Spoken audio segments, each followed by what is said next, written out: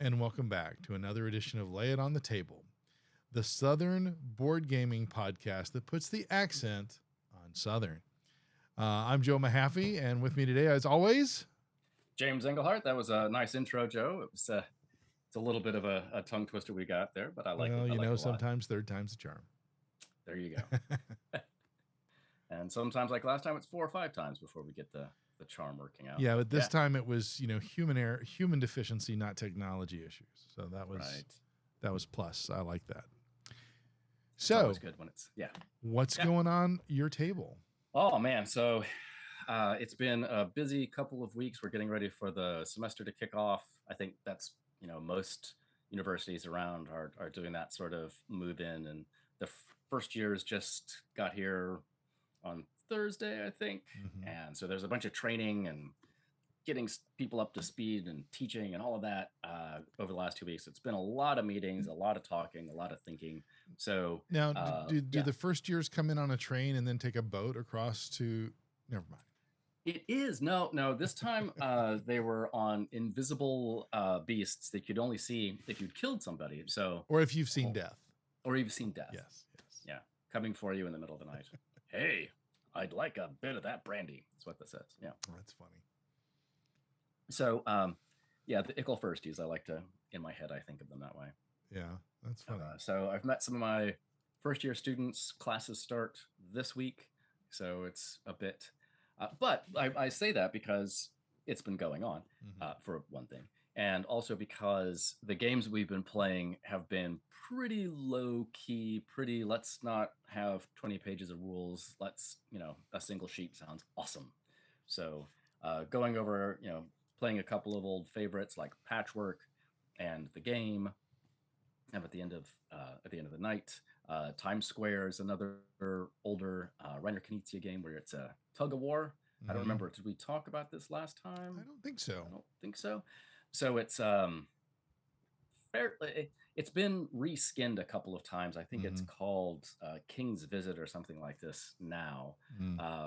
But it's a real interesting. Again, it's a tug of war. So you've got these figures, and you're trying to move them to your side of the board, and your partner, it's a 2-player game, so your partner is trying to bring them to their side, and you've got a deck of cards that moves the figures, and so you're hoping to manipulate them in one way or another so that you can get them to your side and score them and so on. So it's not one that you find a lot. On the other hand, we've been playing some Shot and Totten, which another Knizia was like all Knizia all the time if you want a basic rule set with some good play, So Shot and Totten is another kind of tug of war, but you've got pieces, sort of middle stones that are out there, and you're playing little sets to your side of the stones, and the first person who pulls either 3 in a row or 5 across wins. Shot and Totten's been done a lot. It's been very popular. It's sort of a contemporary classic, a little box board card game, super fun. And Cascadia, we've also been playing. Right, it's one that we can kind of saw that out on the table yesterday. Yeah, not at the game store. I'll talk about that in a minute, but. And just for the uninitiated, your spouse, partner, whatever nomenclature you use for the love of your life, is also a teacher, also a higher level professor. Yes. She is she's a tenured professor. She's associate professor, and I am a mere lecturer. But we're both in the English department, both writers. She's very much more mathy than I am for all of that. So she took to games pretty quickly and very well, and tends to crush me on a regular basis. So and if I may pause for just a moment on this whole idea of English and writers and such, I haven't talked to you since we saw the passing of Dennis Dooley last week, the tenured professor at Wofford that I think both of us probably would have encountered at one point or another. So that was just something to note. And it's interesting because while I'm in an English department now, I was not an English major. Right. So I waited until grad school to become an English major. So all that French you were learning was just useless at Wofford. All the French and the philosophy. Yeah. It came in handy eventually. It's Zut alors. Yes, I understand. Yes. Yeah. So we've been playing a bunch of these fun little light games, and one of the ones that Laura has really glommed onto is one called Trombon, so tramway, right? And it's I think the designer's name is Olney, and you won't find it much around here. It was one of the Cosmos 2-player small box games from 2015, I think. It's a super quick, once you get the rhythm of it, and very basic kind of card game where you've got 4 suits. You've got one set of cards that works in 3 different ways. So if it's face down, it's money. Face up, it's either a passenger, or if you've got it right in front of you, then it's going to be a train stop. And so you're constantly figuring out on a turn, you have to add passengers to the middle 4 major stations. And then you've got little station stops that you're trying to build out. And you're building them up in order because you have to go along the tramway in order, right? So from 1 to 10. And each suit has 2 1s, 2 10s, and 3 of everything else.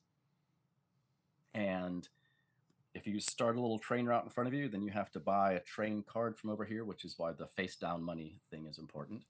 And you score based on passengers in those middle sections, or if you have at least 8, if you have 8 cards in a column in front of you, and you have 10 big scorings, and that's it. And our scores have been in the mid 200s. Oh wow. Like 220, 250 is kind of the. So it's funny, like it'll be 250 to 230, and it's like, wow, you beat me by 20 points. Now, if we're playing Quacks at Quedlinburg, that's a big difference. Yeah. When you're playing this, it's like, oh yeah, but that's only like well, less than 10%. Well, it's funny as you were describing it. I was thinking there's a, I'm not a big video game player, but I do have a few items on my iPhone, and one of them is a game that's very similar to that, where you're building like a subway stop, and you have to. Now it's a solo game, obviously, and in this, I can't think of the name of it. But you're building out your subway system, and it begins to get riders, and then you have to start managing capacity, and so you win by keep adding in it. So it's kind of like, I guess, like Ticket to Ride meets what you just described in some fashion. It was, but it's so the reason I bring it up is that what I'm thinking is that video game was probably inspired by a game like this, and I think that's an interesting kind of crossover. Oh yeah, and Schottentotten at some level feels a little bit like Lost Cities or Keltis as well, where you can, you're running the numbers up. In Keltis, you can run them up or run them down, but you can't switch. Like once you've committed, if you're going to start with 8, you got to work your way down. That kind of, and yeah, Keltis is a fantastic game from 2008. That when you play those cards down, then you move pieces on a board. So yeah, I think these, it's this notion that you can't copyright a game mechanism. And so you see these mechanisms show up. And I think the longer you play, the more you get used to seeing mechanisms and saying, okay, so this is going to be a tile laying game. Is this going to be hexagonal tiles, square tiles? What are going to, do I have to play orthogonally? It's interesting you bring that up, because I've heard it said that we are still in this golden age of board games. Oh yeah. And I think about that, sometimes a golden age is just a decade, and sometimes it's multiple decades. And I think we're in this, I think it's almost like an epic at this point. Oh, yeah. But I think about we talked about this in the beginning about your experience versus my experience with the games, where I kind of came to the hobby late. You came to the hobby a while ago. And I'm wondering, from your perspective, in terms of game mechanisms and evolution, have you seen more evolution in the game mechanisms, or have you just seen more reskinning of concepts over existing game mechanisms? Does that make sense? Yeah. Oh yeah. No, it makes a lot of sense. A bit of both. I mean, I think the deck builder, when Dominion showed up, that, people were agog. Oh my God, this is my favorite part of playing Magic was building my deck out, and now that's the whole game, and that's awesome. And so there were a bunch of games that then try to do that in different ways, and lots of different ones, and some of them are a lot more fun than others, and did a whole bunch of different stuff.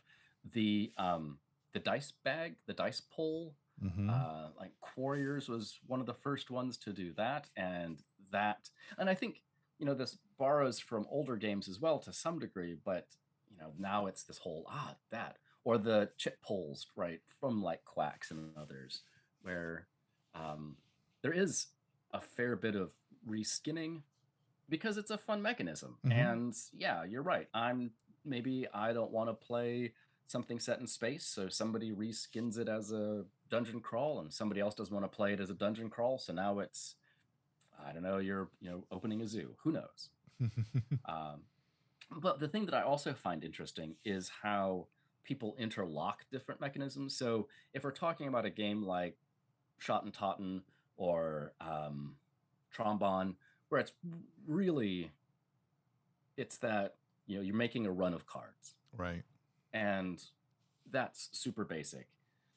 But then if it's if it becomes Ticket to Ride, you're making the one suit. It doesn't have to be a run, but then you're doing stuff on the board that you can block people. Okay, so now you're doing something else. And I'm always interested to see how people stitch together different mechanisms in different ways. I'm looking forward to playing Dune Imperium, which has deck building as well as worker placement, and these are two things that I really like to do. So really excited to see how that happens. So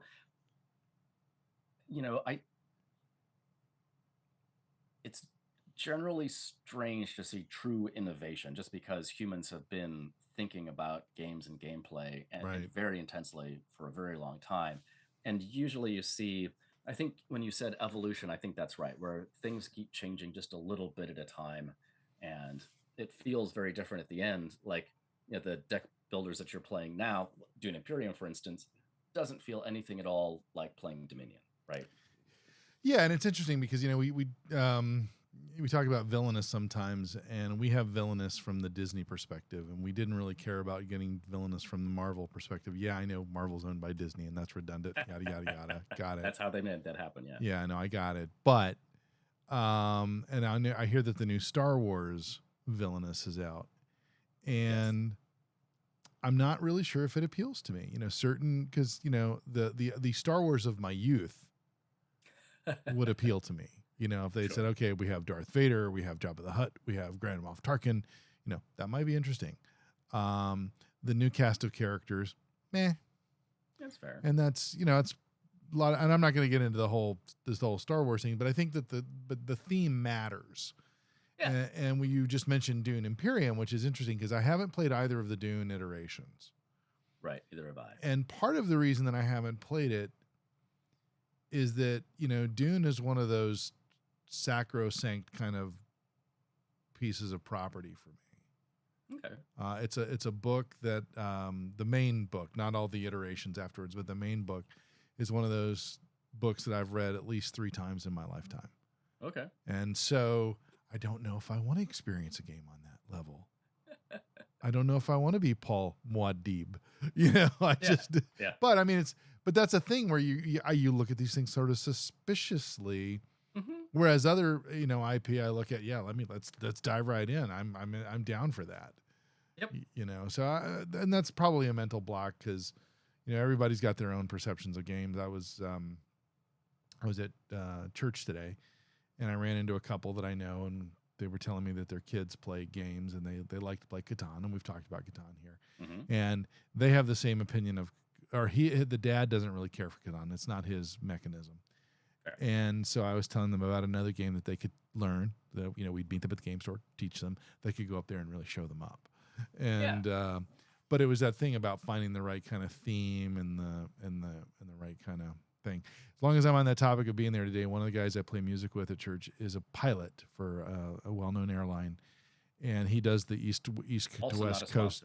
Also not a sponsor. He does the east to west coast thing, and he was in Seattle this week, and his hotel that he stayed in, it's Emerald Comic-Con going up, which of course is nice. But really it's a genesis around a lot of the Magic stuff because Wizards of the Coast came out of there, And the hotel he was in Right. was the place where they had the magic room. Oh, wow. Yeah, so he was telling me about that today. I was just sort of, as an aside, just kind of Well, and I interesting. think, this is why we have different themes for games, right? Because it's like, yeah, Disney Villainous left me cold. I was like, okay, whatever. But the Marvel Villainous, I thought, yeah, I'll jump in on that. That sounds super fun. And it is. Well, part of it is I spent, my kids, I have a 27-year-old and a 23-year-old daughter. The Disney princess thing was a thing for us. We collected the movies. They came out on VHS, and then they got us again when they came out on DVD. And then my daughter worked at the Disney store. So, it was just like, okay, just here, take my money. Here you go. Sure. Sure. Yeah. It's like, oh, Elizabeth Hargraves has a game coming out here. I'll just give you the cash now. just take it. Take it now. It'll be better that way. So for us the past couple of weeks, now I traveled a lot this week, which means there was like no gaming. Okay. I didn't even run into people at the hotel that were interested in gaming like last time. And it was even sad because I had to go to Durham to take something to one of my daughters, and by the time I got there, got it unloaded, got to the hotel, it was like, the store's only open for another 45 minutes. I'm not even going to drive over there. Because why would I do that to myself? Yeah. But we did get some gameplay, and so before I'd gone out of town, we finally took off the shelf of shame out of the shrink wrap. Sushi Go Party. And we like it. So I was going to say, so you've got a couple of sort of contemporary classics. The Carcassonne hit the table not too long ago, and Sushi Go Party. Now, had you played Sushi Go or just nope. Okay, so I've not played Sushi Go Party, but I've played Sushi Go. Hadn't played it. Picked, it's funny. This is how we got it in our collection. The Christmas before COVID, our family would gather in person, and everybody brings like an elephant gift that's not worth more than $20. Right. And so I had gone into the game store that year, and I had picked up Pandemic. Didn't know I was foreshadowing. And Sushi Go Party, and we wrapped them and we stuck them in the pile. And the way the game works is, you get the present, and you either keep the present or you swap with somebody. Right. Well, my friends Chris and Roberta, who you know well, they got out of there with Pandemic. Excellent. And we took home Sushi Go Party. Nice. I didn't open it. Somebody else opened it, and then the swapping got around, and I had something that was really cool in my hands that was taken away from me, very sadly. So that's how we got it, and it's just been sitting on the shelf, and we're kind of looking at it. And we played it, and we had a really good time playing it. What was really funny is my youngest daughter, who doesn't ever want to play games with us, it seems, walks in and goes, "Oh, I play this game with my friends." I'm like, "Really? You want to play with us?" "No." Thanks. Now, and so it's set up well to play 2-player, because Sushi Go is a little tricky to play 2-player. Okay. Yeah, no, it plays 2-player really well. I mean, the base game is we played it with the same menu all 3 rounds, but you can change the menus around and the scoring. So the 2 times we've played it, we've only you were talking about scores earlier. Last night we were tied. Nice. And then the time before we were like very close. We haven't. It's not a game that one of us has outdone the other. Now we have different mechanisms that get us there. She likes to go for the 3 unami to get the 10 points. Right. I like to grab the wasabi and get a squid nigiri. Oh yeah. And and then I will play more towards the those kinds of mechanisms that I can. And if I see her collecting rolls, I know she's going to get the 6 points. I can at least get 1 roll and get the 3 points and just kind of close that gap. And so, there's a lot of strategy to it. But Friday night, my oldest daughter came through town, and my youngest was willing to play a game with us. So we actually had 4 people on the table, and we just decided at the last minute to do Carcassonne with them, do a 4-player version, which was kind of interesting. Now, the youngest goes, "Oh, I thought there was going to be cats. Why aren't we playing the cat game?" She wanted Isle of Cats. That's awesome. The other one was like, "Yeah, whatever." So we played it, and we had a good time, and it was a lot of fun. In 4-player Carcassonne, very different than 2-player. Yes, I was going to say, how'd you like it before? I liked. Well, I didn't win. Well, but part of that was I did some things to get them on the board early so they would learn the mechanisms of what did it. So I kind of sacrificed a couple of moves to get them out there because they were trying to understand how do you score as you go versus score at the end. So I probably, if we had played another round, I probably would have been a bit more competitive. But no, it was good to just kind of introduce those games because, we talked earlier in the series about, games that parents can play but then easily teach their kids. If I had experience with Carcassonne, I probably would have added that to the list. Yeah. Interestingly enough, yesterday I was at the game store. Yes. And the owner was there, and we were talking, and just kind of there were some regulars, and I was kind of making rounds and holding court, as you do, right? Sure. So next thing I know, I see the owner walking towards me with a woman and her 3 children. And I'm like, where's this going? Yeah. So he came in and said, hey, I got a family here that's really interested in D&D. You know a lot more about it than I do. Would you talk to them? And so I did, and we had this very nice conversation. Nice lady and nice kids. I may be putting together a one-shot to do with her kids and a few other kids. Well, there are a couple other youth in my orbit that have been interested in playing D&D. Sure. I'm not interested in having 2 campaigns at once, but I did say I would do like a one-shot kind of. Then maybe they can find a self-organized thing because they were new, and I was talking to the mom. You want to keep your kids safe, so you don't want to just go on Discord and join a game when you have minors and stuff. So I was just trying to help them through it. So it was just kind of fun. Interaction, and I appreciated the owner allowing me to be the subject matter expert and offer free consulting. I think that's. But the lady was asking. She's like, she said I was being nice. We'll assume she was telling us the truth. Yeah. The owner was being really nice and letting he's got this big jar of dice. Oh yeah. And normally for $8 you can scoop out what you can get. And in this case, he allowed the kids just to each get one of each of the D&D die. And so she ended up buying a full game. Set of polyhedrals. That's nice. Right. So I walked her through. She was like, I got to buy something that would be, and she described to me what she was looking for. She ended up buying Carcassonne. I gave her like 3 options. She ended up buying Carcassonne. So I made a sale yesterday. No commission. That's good. That's good. Are you getting commission off this or no? No. Okay. Well, it's funny because that you mentioned D&D. D&D is much in our lives. And so Sky has started running Lost Minds of Phandelver with her, their little... As the DM? But as the DM. Wow. Yeah.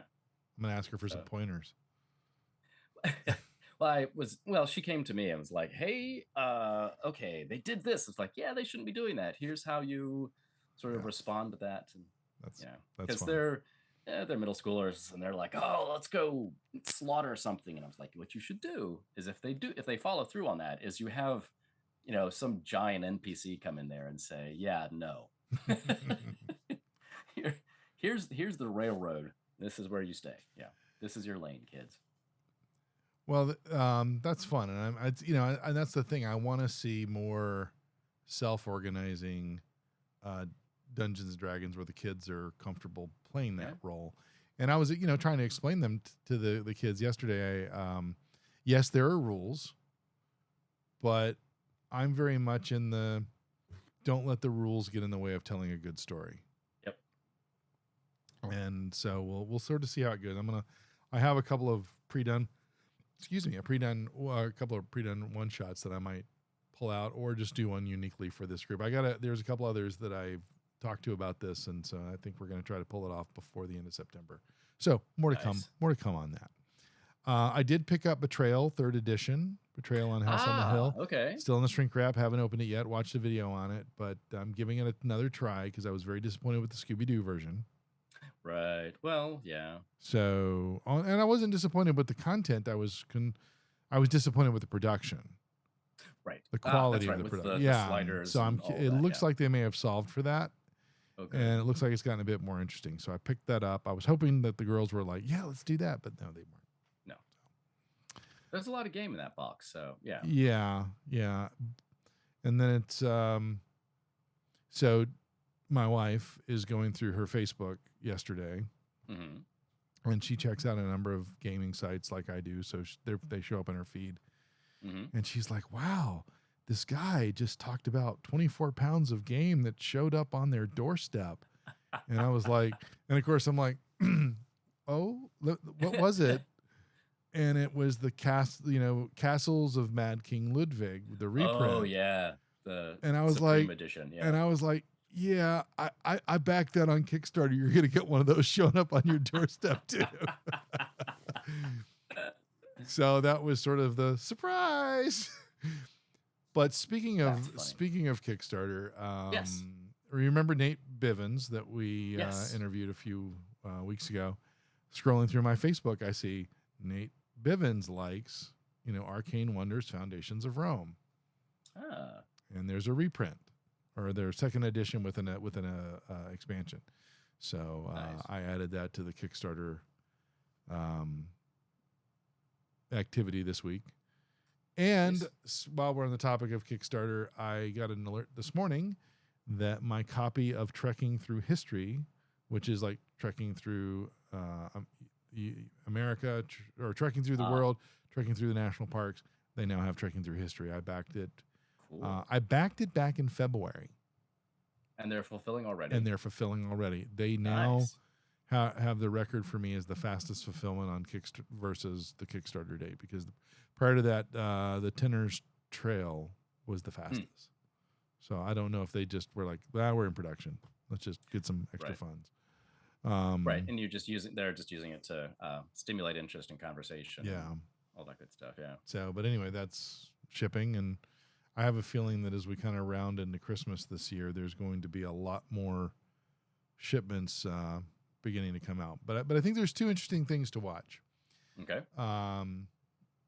Number one, I read yesterday in the Wall Street Journal, I know this is a gaming show, but I'm going to talk about it anyway, that the organizations in the United States will reshore 350,000 jobs this year. Reshore 350,000 jobs. And part of that is because of all the hiccups in the supply chain that occurred due to the pandemic. Yep. And I wonder if that will also include board game production. Well, that's an interesting. You've set me up for an observation. I was seeing that Ludofact Indianapolis is now up and running, and I can't remember which game it was. Stephen Bonacore was at Gen Con flogging this, but we have at least one complete big, a game you would recognize or should recognize, and I should know, but I don't. Here. So that, Ludofact is the big German publisher, or big production facility, rather, not publisher at all. So knowing that printing expertise is here, and that history of logistics and so on is now in Indy and up and running, I think that will definitely include board games. Yeah, and there are a lot of, I don't want to call them low-cost markets, but there are a lot of lower-cost markets in the United States where you could build a factory and attract workers at a fair wage and using automation and robotics, et cetera, that would bring the production down. Because the other thing I read is this was today in a different article, that the part of China where a lot of the production is done is now facing severe heat. They've had several days of 104 degrees. Yikes. And they rely on hydraulic power. And as water tends to dissipate in heat anyway, a lot of factories are going to have to go to halftime in order to deal with the power supply issue. And it's going to have an impact on, for sure, like components you might get in an iPhone. Right. Or components that you might get in an automobile. And I don't know how that may impact board game production, but it's just another disruption to the supply chain that is either going to A, inflate the prices of the games that we play, or B, delay how long it takes for them to get here. Yeah. So just a couple things I'm paying attention to. I'd be curious. I would be excited to see if we get a few production houses in the U.S. Doesn't mean that they would, discount China and other places, but it would just be nice to see that option available. And I think it speaks to exactly those disruptions, people anticipating more disruptions of various sorts, either climate change related or geopolitics, geopolitics due to climate change, and another pandemic. It's not a question of if, it's when. Yeah. Hopefully not for a while, but that'll happen. And having that sort of stuff. We went from 1918 to 2020 between pandemics. So there you go. So that was one. Let's see what happens. Yeah. And it'll be interesting to see, part of this is industrial expertise too. The workers themselves trained to work in particular spaces. So that'll evolve and shift as well. And I think, I liked the places where you can manufacture. I think, Indy's a nice sort of central, close to the East Coast, but not too close, that kind of thing. So it seemed like an interesting and good, and it's, Gen Con's right there too, right? Yeah, so it sure. sounds like you can just piggyback on information that way pretty neatly. Gen Con's there. Origin's not that far away. No, PAX is not that far away. I mean, it's a really good spot. No, I'm glad to hear that. I'm glad you mentioned that. And of course, there's always, the people that make dice, because I fell victim to the Kraken. I had to get the unicorn poop. Nice. Okay. And I had to get the slate blue. That's cool. So I will be finishing out our campaign trying to play with those unless Strahd is less effective with those. Nice. Yeah, no, the Lots dice of thing. dice trail. Yeah, what can you do? Well, you can do. Yeah. You got dice. So speaking of dice and Yes. where you live, I heard about another game store down by you, Tangled Web in Spartanburg, South Carolina. Ah, okay. I've heard of that It's place. across the way from Westgate Mall, Southern Game Store. So I like. One of these days we're going to have to build a map where all the game stores are in the South. Oh yeah. I think that would be worth digging out, because every town I go to, there's one there. Right. But it's kind of like walking into the town, like, where do all the artists hang out? Because that's probably where this is. Yeah. Well, when I was traveling a lot for work, I would always go to the local game store, because the convention conference is always going to be at some sort of downtown-ish convention center or off in the burbs someplace. And so finding the local game store took me away from any of the tourist stuff and into the city proper, if you will. Yep. And so that became a great little side trek. And there was, for a while, there were a couple of them that would have like a vibrant indie RPG scene. And so I could pick up a couple of these. And that was always a lot of fun to do. Yeah, it's funny. I noticed on Kickstarter, this is not something that I would necessarily be interested in backing, but there was a Kickstarter on an RPG that was about a high school musical, not the Disney property. I want to be very clear on that. It was not but I'm thinking, wow, that's pretty creative. Somebody's taking something they're passionate about and marrying it to something else they're passionate about. So speaking of high school based themed games, I have one. Cannot remember the name of it. It's high school something, and it has. Do you know the game Illuminati? Okay, so it has a sort of similar. You're connecting different groups and different people, and they have different powers and things, and you gain points by connecting. Your cheerleader to the drama geek or whatever for the first 3 years of high school, and then the senior year. It kind of flips, and now you make more points by breaking up friendships, and you have to have different cards to enable you to do this. But so it's like real life, and that's what I thought was so hilarious about it, is that you're getting to the end of senior year, like, nope, not returning your calls. No.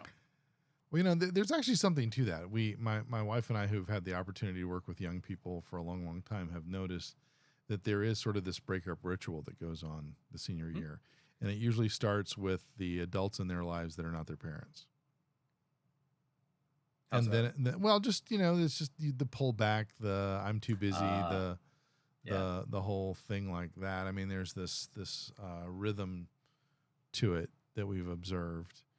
And it's usually the parents that are the last ones because they're leaving the nest, And Sure. Yep. I'm sitting here watching the feed and I'm saying, oh, look, they're moving in so-and-so. Look, they're moving in so-and-so. I'm like, I'm so glad to be beyond that. Be over, done with that. Still coming. But I thought it's interesting because you were talking about the High School Musical game, RPG, right? Yeah. So that's sort of fun. Well, and then, go ahead. Sorry. Oh, and then this setting games in high school shows up from time to time.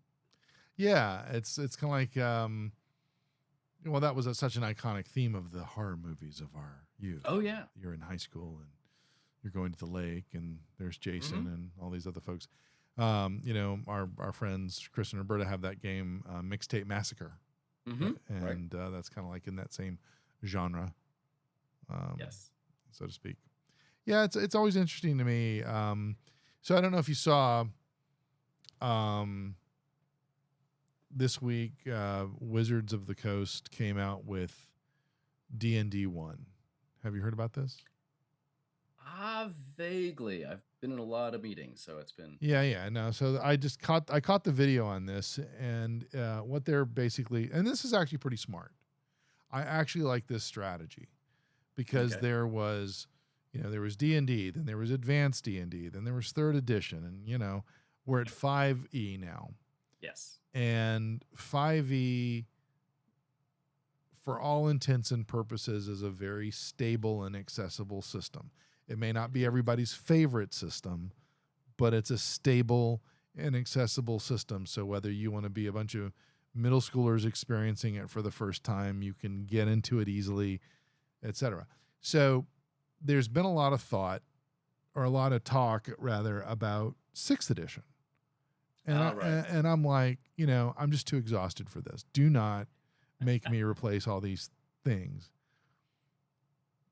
because I won't. We're just going to stay in 5th edition and like it. And I think they recognize that there are probably a number of curmudgeons like me out there, but I think because everybody has embraced this and adopted this, it's going to be hard for them to replace it. Whereas before, when it was still kind of a niche thing. So they've come out with D&D 1. Where basically they will do what they have been doing thus far, which is adding to the lore and to the content. And any mechanisms that they change will be backward compatible with existing content. So they may replace the player's guide and the DM's guide and the monster manual to make them a bit more friendly. Because they now own D&D Beyond and the publishing, they will have the bundles. So if you buy the book, you have the digital content as an option. They'll probably charge extra for that, but not as much as having to buy them 2 separate places, I would think. Right. So I think that's interesting. And then if you have already like Curse of Strahd, for example, in your adventure, anything new will not.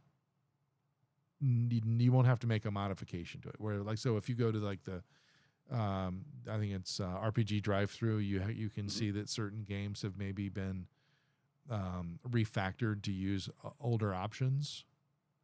So I think they're trying to make it, people don't have to worry about that. Oh, okay. But the other thing is what was really cool, and I signed up for the beta on this, is they've developed, they're working on the Unreal Engine approach to the virtual tabletop. So instead of like the 2D experience that we have in Roll20, they're using more of a 3D camera down view so that you can move your mini in 3 dimensions on the board, and you have more, and they're going to come out with ready-made content. So let's say you buy Curse of Strahd, all the castles will be in 3D, and as an example, I don't know if they'll do that with Curse of Strahd. I'm just saying that as an example. But they'll also have base content sets that you as the DM can restructure to make your own, which I think is, it's going to be really kind of interesting. I don't think it'll kill people playing in the store or in homes where you don't have that mechanism. But I always knew that they were going to do it, and they were going to do it through acquisition. I just didn't realize they'd be announcing it so fast. Because that kind of puts, Roll20 on notice, but Roll20's got so many other properties that you can play there. I'll just be curious to see how they do the 2D, 3D thing. Anyway, big news in D&D world. This week, I think. So we'll see.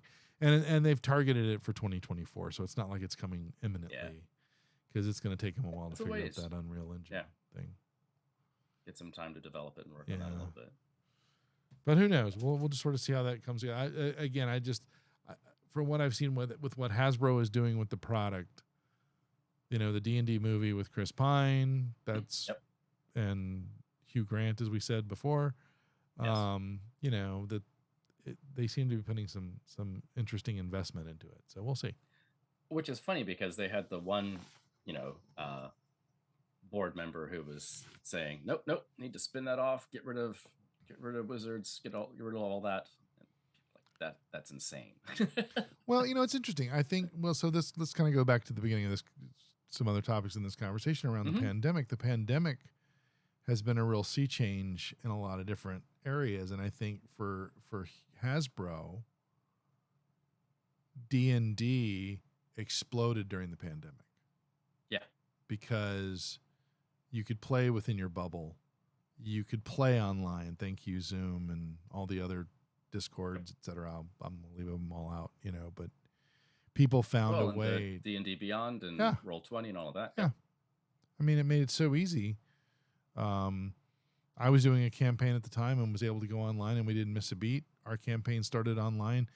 We're in different cities, and it wouldn't work. If we tried to do this and you and Sky had to come to Charlotte every other week, that wouldn't work. That would not work. Nope. Wouldn't be. We don't get any money on our YouTube. We couldn't pay for your travel. No, exactly.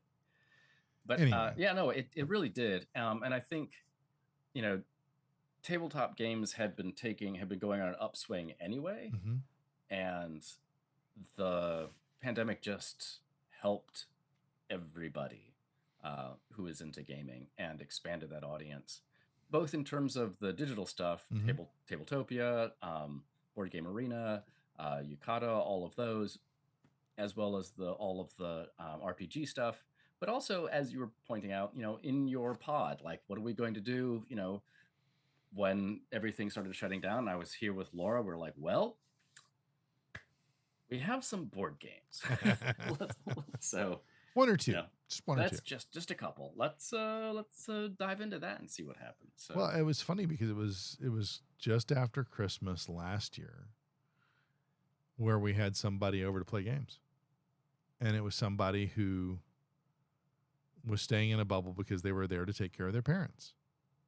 Right. And so we were like, well, then you're welcome here because we're doing the same thing. And so that was there was like 2 times we were able to have people over and play games because they were, in a bubble. So, but anyway, No, you're fine. So one of the things I was going to kind of come back to a little bit, because we've talked a little bit about, meeting people either at church or other places. So I was meeting a lot of other people at the university over the last couple weeks, as I was saying. And I've developed this reputation as the games guy. And so people say, oh yeah, you've got that class. It's got games. I love them. Or I never really, so tell me more about them. And so I just keep showing up now in everybody's conversation. They come down and sit. It's much easier than saying, you're the poet. Tell me about poetry. They don't want to talk about poetry. They do want to sit down and talk about board games, tabletop games, all kinds of non-digital, and then someone will say, well, I really like video games, but mostly they want to talk about tabletop stuff. And it's an activity. It's something that most people have had some experience with. Even if they didn't like it as a kid, they probably played games. We are, homo ludens, as the title of the book goes. So it's been interesting to be part of so many conversations of people saying, oh, this is really exciting. Tell me more about that. And just how it makes people happy to talk about. games. And I can talk to you about games. Yes, all day long. All day long. Oh, my Lord. Yeah. So I'm curious, and I meant to ask you this earlier, but this might be a good way to bookend this conversation. This semester Mm-hmm.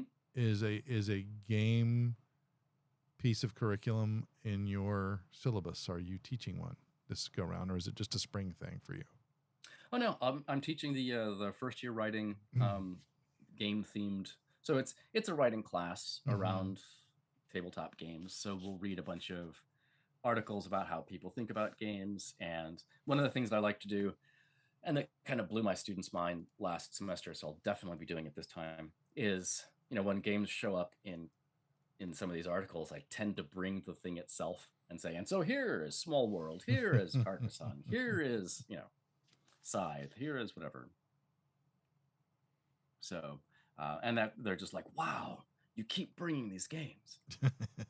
Where does one of the things I got to do, last semester there was a whole lot of they have to play, and then because they need to do some low stakes writing, is what you do in a writing class. Right. One of the things that you should be doing, and so I have them write a games journal. Like, you have to play a game sometime during the week and write it up Sunday night or whenever you want to, but it's due Sunday night.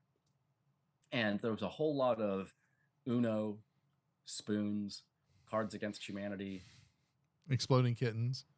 Some Exploding Kittens, but mostly like, basic card games. And I was like, okay, well, we have to change that. So I've been hitting up Goodwill over the summer, and I have a small group of about 5 or 6 games that I took to the library, and I'm like, here, put these on reserve for the semester. It's for this class. And the librarians are like, ooh, what class is this? So it was kind of, but once again, a group of people were like, games? Yeah, let's talk about games. What do you got this for? Ooh, what's this going? Yeah, it just always seems to get people interested and talking and engaged. And it's just a lot of fun to be able to sort of be kind of a lightning rod for those conversations, that interest. Nice. Yeah, so I'm been sort of, as listening to you, you reminded me. So there's a friend of mine here in Charlotte, Megan Connell, or Dr. Megan Connell. Huh? She has a YouTube channel called Geeks Like Us. Geeks Like Us. They have an online role playing D&D game. They're all clinical psychologists, so they call it clinical role. Nice. And she has used tabletop role playing in her practice. Oh, yeah. For years. And she has a book coming out soon called Tabletop Role Playing Therapy, a guide for the clinician game master, by Megan Connell. And so we'll have to, I know this is more about games, we'll have to invite her on. Yeah, she lives right around the corner from me. We've been to her house and played games with them.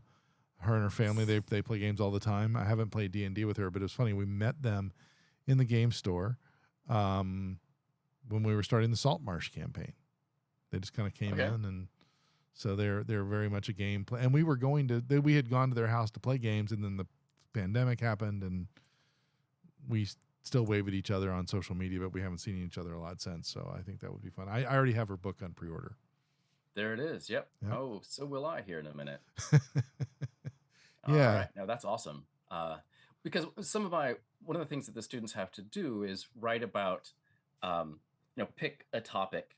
And one of the things that they can pick is kind of health related. Mm-hmm. And there is quite a bit of material out there, but it would be awesome to be able to just send them right to this. I'll get the library to order it. Yeah, I mean, I think it's interesting. I think that I tell people that you learn a lot about a person if you can play golf with them. Mm-hmm. But golf is not necessarily an accessible vehicle. Right. But I see the same thing in gaming, whether it's an RPG or a tabletop game. Because, in golf, you're looking at the person, how they react to a bad shot. How do they improve their lie, so to speak? And so when you see that in game, you kind of learn something about people.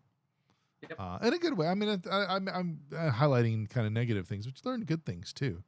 Oh, I mean, yeah. I remember the first time I ran the Stranger Things as a one shot, the D&D Stranger Things kit. I do it as a one shot. Yep. And there's a room where they're in a temple that's clearly a religious space for this particular humanoid, and there's silver on the altar. And one of the kids goes, I pick up the silver. And the other kid goes, you can't do that. This is their church. Interesting. And they got into this fight about the ethics of when is it okay to take the treasure.